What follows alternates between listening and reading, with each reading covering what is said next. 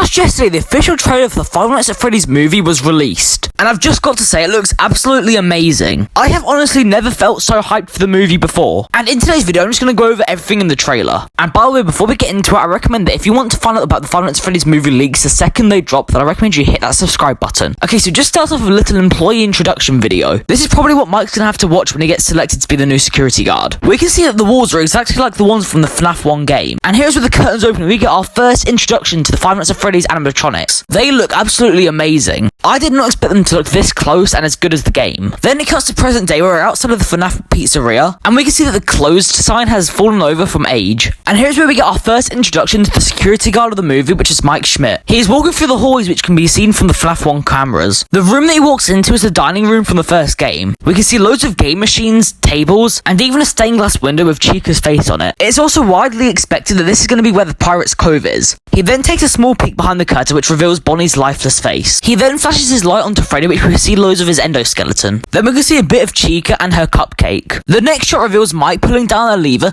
that turns on the sign. This is really confusing because we know how in the first game there is limited power to the restaurant. Then we got our first look into the office. It has a basic camera system and the original Celebrate poster from the original FNAF 1 office. It then focuses onto the camera with the animatronics on it, and it looks just like the camera from the FNAF 1. It then turns to a shot where the camera is slowly turning around to reveal Freddy standing right behind Mike. Then it changes to a security guard being locked into some sort of torch device. Then it cuts to a shot of Abby, who is Mike's younger sister. It seems like she's looking at the stage curtains which have just opened, revealing Freddy's bright glowing red eyes. Then it cuts to the new police officer character called Vanessa, who's like a remake of the version of Vanessa from Security Breach. And this is a really confusing scene. It shows Mike in the woods with a bunch of kids behind him who eventually run away. It is widely theorized that these are all of the dead kids. This one's Bonnie, this one's Freddy, this one's Foxy, and then this last one is Chica. Then they finally show us the one and only William Afton, but for some reason he's not wearing his usual purple clothes, which kind of defeats his name of being Purple Guy. Then it shows what we expect to be the old security guard who worked there before Mike, and he screams as the camera comes towards him. I have a feeling this might be Foxy running at him, just like how he did in FNAF 1. Then we have one of the endoskeleton feet stamping on a little ball right outside of the ball pit. Then Mike's younger sister goes into the ball pit, presumably to hide from the animatronic that's just walked into the room. She looks through the balls to see a red glowing animatronic eye staring right back at her. It then cuts to a shot of Freddy's red glowing eye, and afterwards cuts to Bonnie's red glowing eye. And then we're finally hit with the title card with the release date straight afterwards. And there it is, that is the full Five Nights at Freddy's teaser trailer. What did you all think about it? Let us know in the comments down below. And also make sure to tell us if there's anything we have missed. If you would like to see some Five Nights at Freddy's leaks and news the second they drop, then I recommend you hit that subscribe button. Goodbye.